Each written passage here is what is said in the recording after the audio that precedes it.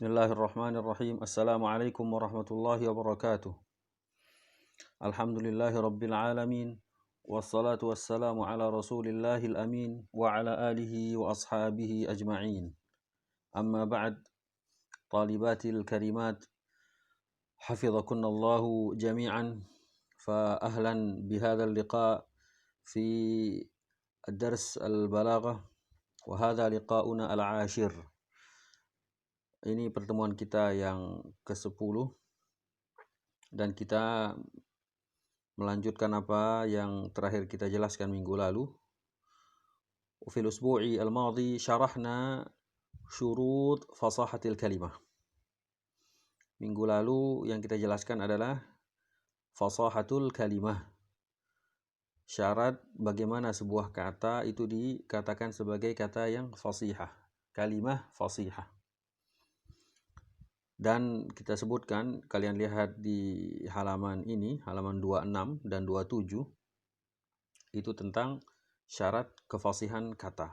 Ada 3 hal yang harus tidak ada pada sebuah kata sehingga dia dikatakan al-kalimah al-fasihah. Yaitu 1, harus tidak tanafurul huruf, yakni huruf yang bertumpuk-tumpuk. Huruf yang sama atau berdekatan makhrajnya berada di kata yang sama, itu namanya tanafur al-huruf.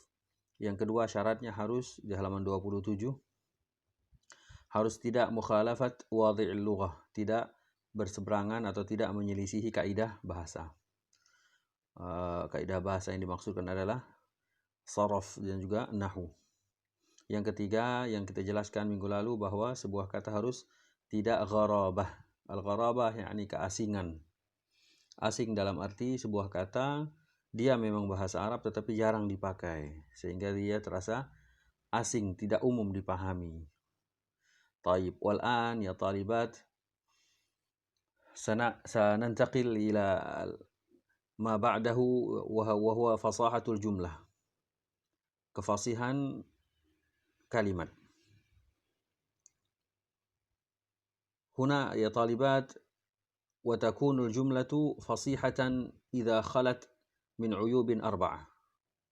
Sebuah jumlah atau kalimat akan dianggap menjadi fasihah idza khalat, apabila terlepas dari, terbebas dari. Berarti hal-hal ini harus tidak ada maksudnya. Sama seperti sebelumnya, fasahatul jumlah 3 hal harus tidak ada. Nah, di sini 4 hal yang harus tidak ada.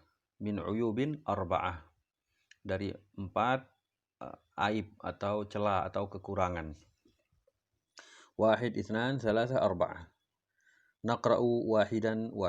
Wahid, dha'fit ta'lif.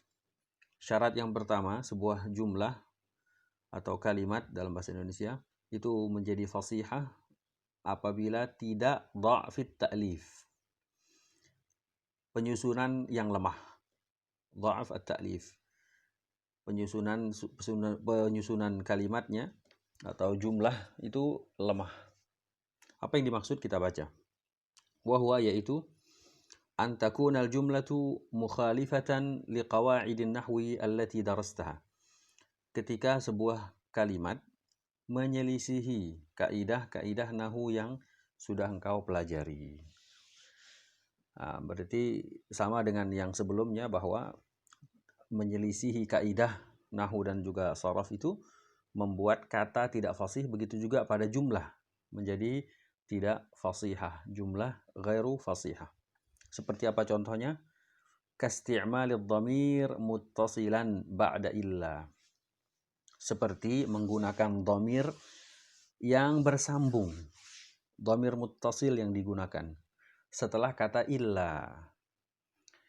Seharusnya bagaimana? Seharusnya setelah kata illa itu harusnya dhamirnya munfasil, bukan dhamir muttasil.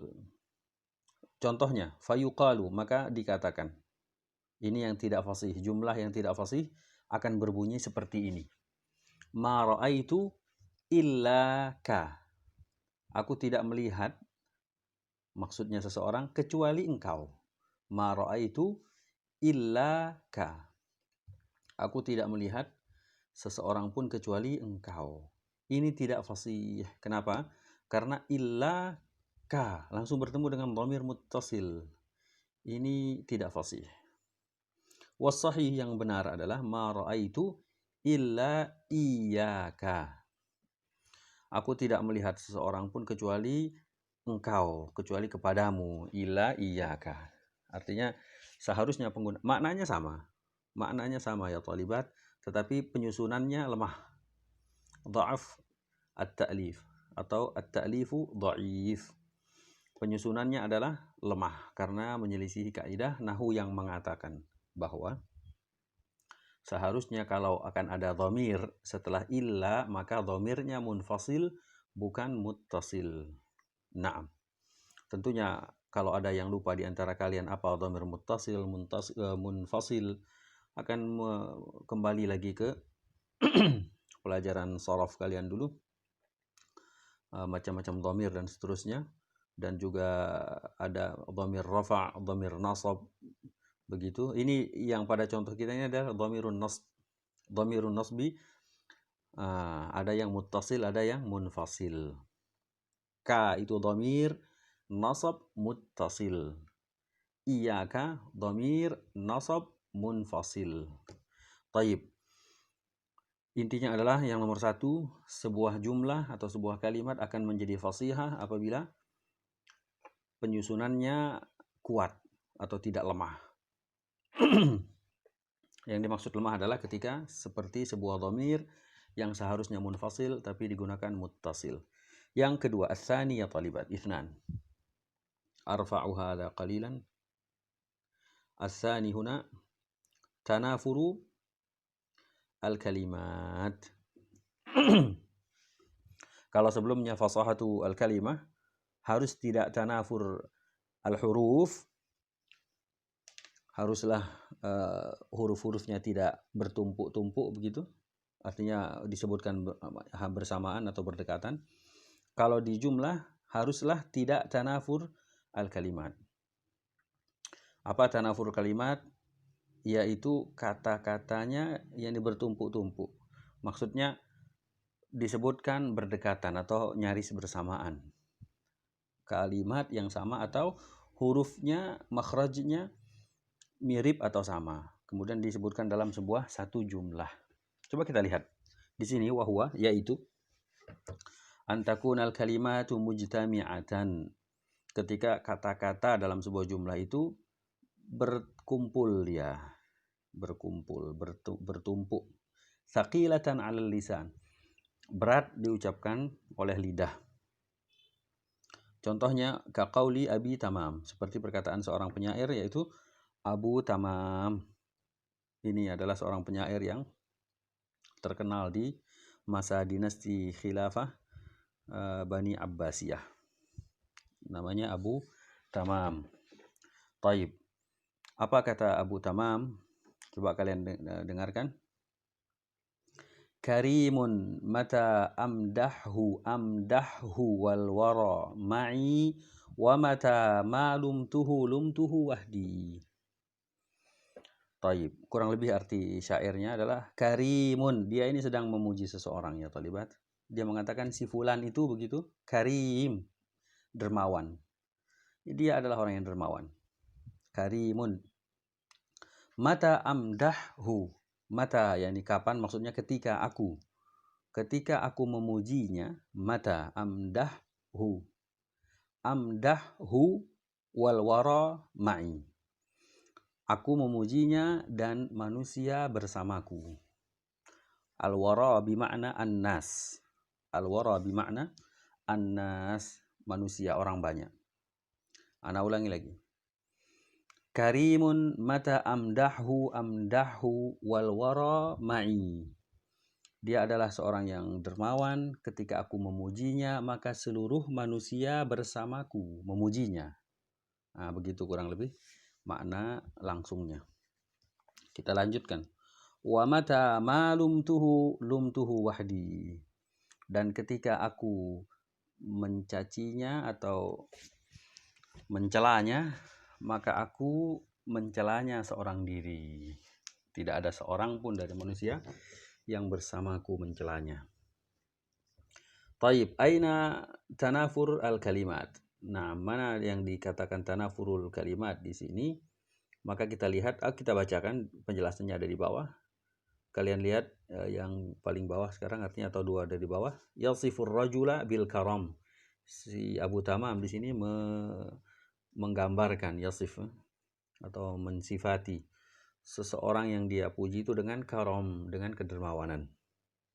Wa annahu idza madahahu, dan bahwa ketika dia memujinya, ketika Abu Tamam memuji seseorang ini bi qasidatin, dengan sebuah qasidah. Ingat kita sebutkan sebelumnya, qasidah adalah syair. Dimaksud qasidah adalah syair. Syair itu disebut dengan qasidah. Ketika dia memuji seseorang dengan sebuah qasidah, wafaqahu an-nas ala madhihi, maka orang-orang akan setuju dengan pujiannya. Semuanya setuju. Si fulan itu pantas dipuji. Ada seorang tertentu yang dimaksudkan di sini. Wa idza atabahu, tapi kalau dia mencelanya, lam yuwafiqhu ahad ala dzalik likaramih, maka tidak seorang pun yang sepakat dengan Abu Tamam untuk mencelanya karena kemuliaannya yang istimewa, likaramihi. Taib, hakadha makna al-qasidah taqriban. Aina tanafur al-kalimat? Pertanyaannya, mana tanafur al-kalimat di sini? Maka kita lihat ya talibat. Dia mengatakan karimun mata amdahhu. Kalian lihat kata amdahhu di sini, huruf ketiga, ada keempat, ada ha. Kemudian yang terakhir ada ha. Ha. Ini bersatu. Ini seperti bertumpuk huruf. Ada pertumpukan huruf di sini, ha dengan ha. Kemudian kata itu diulang lagi. Artinya amdahhu cukup repot, cukup berat di lidah. Diulang lagi kata itu, amdahhu 2 kali. Maka ini namanya tanafur al-kalimat. Yani kata-kata yang bertumpuk gitu. Kalimat atau kata yang tanafur, yang mujtami'ah, saqilah, bertumpuk dan berat diucapkan. Dan setelahnya juga ada lumtuhu wa matama lumtuhu wahdi. Taib. Kita lanjutkan pada halaman 28. Nanzur fi safhati ats-tsaminah wal 20. Masih dijelaskan yang tadi, kalian lihat yang paling atas sekarang. Wa nasha'a ats-thiqalu min tikrari kalimati amdahhu. Berat, ats-thiqal yakni beratnya lidah tadi itu tumbuh, nasha'a tumbuh min tikrari kalimat amdahu, dari pengulangan kata amdahuhu ditulis di sini, tapi di syairnya adalah amdahu dengan disukunkan ha karena mata adalah harful jazm. Mata amdahu. Tapi aslinya adalah amdahuhu kalau tidak ada mata.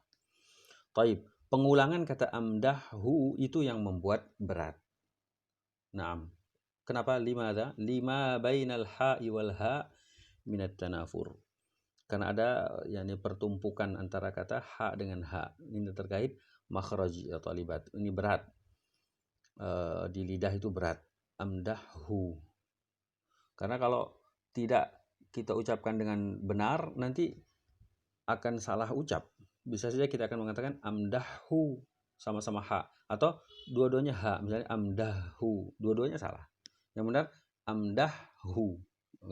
Beda makhrajnya, tapi harus kita katakan seperti itu dan kita ulang lagi. Mata amdahu. Itu sebenarnya itu sebabnya maka dia tidak fasih. Idh kilahuma min hurufil halq, karena dua-duanya ini termasuk huruf halqi. Halq, kalian di pelajaran tajwid mungkin pernah melewati, ada huruf halq itu ada 6. Izhar halqi istilah atau nama babnya, yaitu ketika nun sukun bertemu dengan 6 huruf maka dijelaskan nunnya. Intinya makhrajnya adalah sama-sama huruf halq antara ha dengan ha.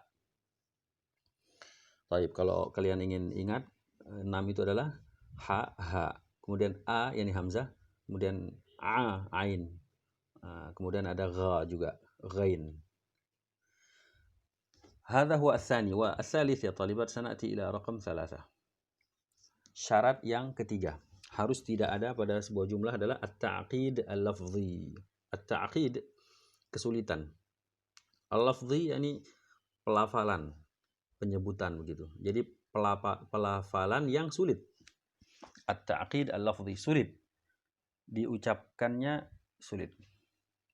Tapi secara lafal. Lafal maksudnya itu secara tulisan. Lafal ini secara tulisan dan pengucapan. Maksudnya bukan makna. Al-lafzi yakni selain daripada makna. Apa dikatakan di sini wahwa, yaitu an yakunal kalamu ghaira zahirid dilalah. Ketika sebuah ucapan itu tidak jelas petunjuknya. Ghaira zahir, tidak jelas. Ad-dalalah petunjuknya tidak jelas. Alal ma'na al-maqsud, terhadap makna yang diinginkan. Itu tidak jelas. Apa sih maknanya? Apa sebabnya tidak jelas? Li'anna tartibal alfaz la yakunu ala hasabi tartibil ma'ani. Karena pengurutan lafal itu tidak sama dengan pengurutan makna. Karena di sebuah jumlah atau sebuah kalam itu kenapa dia tidak tampak jelas maknanya? Karena tidak sama urutan yang seharusnya. Bisa babi faslin, misalnya karena sebab pemisahan. Fasl itu pemisahan ya banat, atau kalau tanda baca itu namanya koma, karena adanya koma begitu. Fasl. Jadi kalau ingin tahu juga apa bahasa Arabnya koma, bahasa Arabnya koma adalah fasl. Kalau titik nuqtah. Taib, karena adanya koma yang salah posisi maksudnya, bisa babi fasl. Au taqdim au ta'khir, atau pengedepanan atau pembelakangan.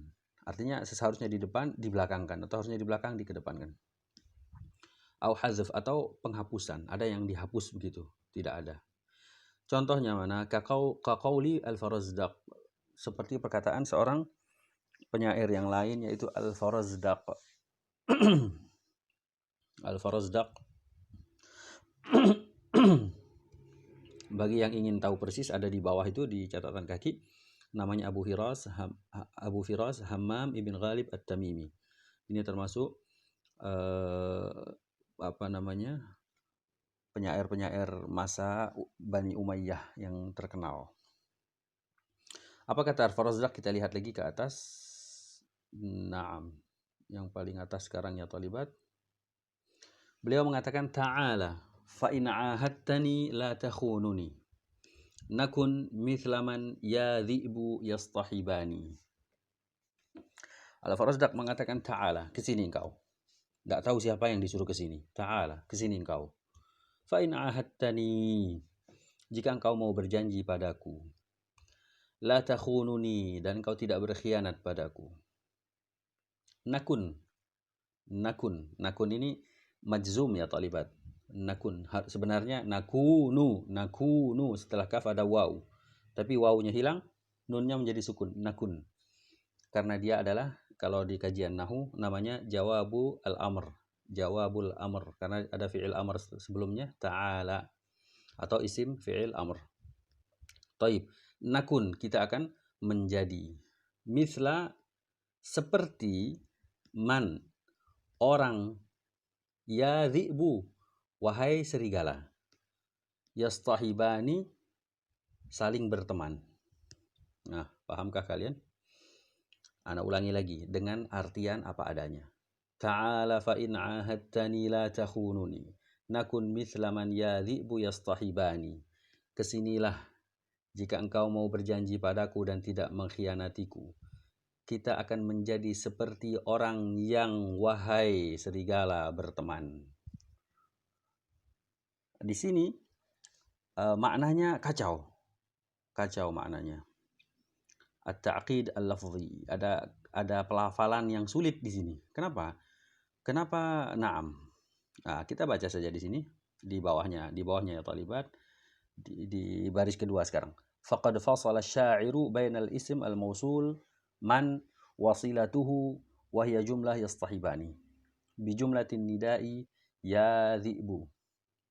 Di sini sang penyair, syair ini sang penyair telah memisahkan antara isim mausul antara isim mausul yaitu man. Ada kata man pada bait yang kedua ya talibat atau penggalan yang kedua. Pada kata man di situ dipisah dia dan dengan silahnya. Silah itu setelah isim mausul itu namanya silah. Seharusnya bersambung. Silah mausul.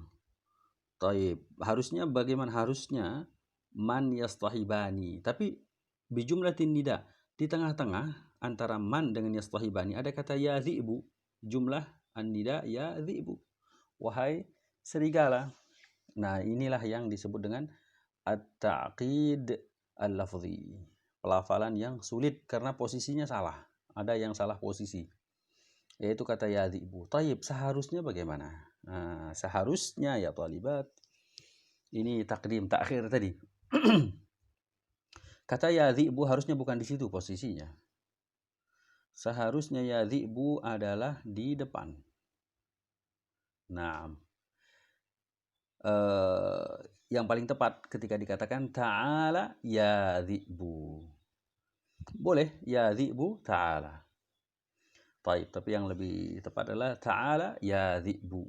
Kesinilah wahai serigala. Jadi yang diajak bicara ternyata serigala, bukan manusia. Coba kita lihat. Kalau seandainya dia mengatakan ta'ala ya dhi'bu, kesinilah wahai serigala. Fa in ahadtani, kalau engkau mau berjanji padaku wahai serigala dan kau tidak mengkhianatiku, nakun mithlaman yastahibani. Kita akan menjadi seperti orang atau dua orang yang berteman. Kalau engkau artinya dia ingin berdamai dengan serigala ini, jangan saling memakan begitu.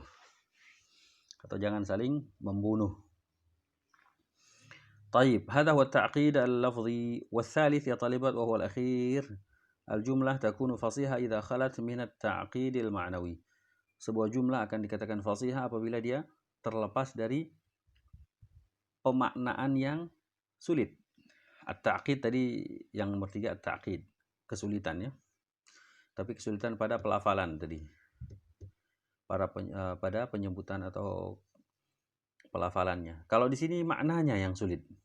Kenapa maknanya sulit? Maksudnya sulit dipahami, perlu difikirkan dulu supaya kita mengerti apa yang diinginkan. Coba lihat.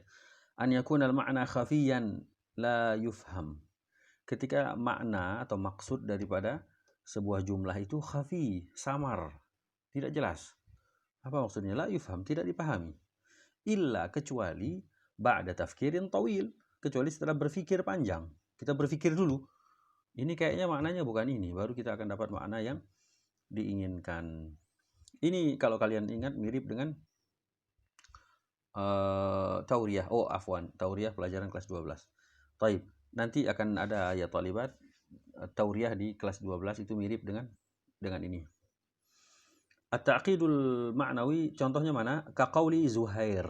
Seperti perkataan Zuhair bin Abi Sulma, seorang penyair di masa jahiliyah. Apa kata Zuhair ibn Abi Sulma? Beliau mengatakan waman lam yadhud an haudhihi bisilahihi yuhaddam waman la yadhlimin nasa yudhlami. Ini secara lafal tidak ada yang masalah. Waman lam yadhud, siapa yang tidak membela diri ya talibat. Zada yadhudu artinya adalah dafa'a yudafi'u, yani membela. Waman lam yadhud, siapa yang tidak membela an haudhihi, membela kehormatannya begitu, dari kehormatannya, an haudhihi bisilahihi, dengan pedangnya atau senjatanya, yuhaddam, maka dia akan dihancurkan. Artinya siapa yang tidak membela diri dia akan hancur. Waman la yadhlimin nasa yudhlami, dan siapa yang tidak menzolimi manusia maka dia akan dizolimi. Hadhihi hiyal jumlah. Naam, jumlah as-sa'bah. Jumlah yang tidak difahami atau sulit difahami maknanya adalah pada penggalan kalimat yang kedua ya talibat, yaitu waman la yadhlimin nasa yudhlami, dan siapa yang tidak menzolimi orang lain maka dia akan dizolimi. Kita akan paham kalau secara letterlek, secara apa adanya begitu, bahwa kita harus menzolimi orang. agar kita tidak dizalimi. Nah, apakah itu yang dimaksudkan? Tentunya tidak, karena kezaliman tidak boleh. Maka berarti di sini makna menzalimi orang sebelum dizalimi itu lain berarti. Coba kita lihat di sini di halaman 29 terakhir ya talibat, ini 2 atau lebih sedikit terakhir. Haitsu 'abbara 'anil muhafazati 'alal huquqi bidzulm wa huwa ma'nan ba'id. Di mana di sini penyair mengungkapkan 'abbara an tentang al-muhafazah 'alal huquq, menjaga hak, bidzulm dengan kezaliman. Maksudnya dia ingin mengatakan siapa yang tidak menjaga kehormatannya dia akan dizalimi, tapi dia menggunakan kata-kata zalim, siapa yang tidak menzalimi. Wa huwa ma'nan ba'id, dan sementara pengungkapan seperti itu arti yang jauh. Itu arti yang jauh. Karena sebenarnya bukan menzalimi tapi membalas kezaliman sebenarnya. Atau menjaga hak. Nah, coba kita lihat yang terakhir, wa ba'da an fahimna ma yalhaqu bil kalimati wal jumlati min uyubin nantaqil ila al hadits an sifatil uslub. Ini pada pembahasan berikutnya insyaallah.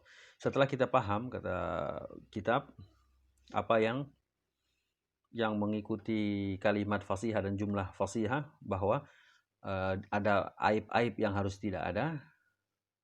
Kita nanti akan berikutnya, pada pertemuan berikutnya akan berbicara tentang sifatul uslub. Kalau begitu bagaimana seharusnya? Kan kalau tadi seharusnya tidak begini sehingga fasih. Nah, berikutnya seharusnya begini, begitu. Sifatul uslub insyaallah.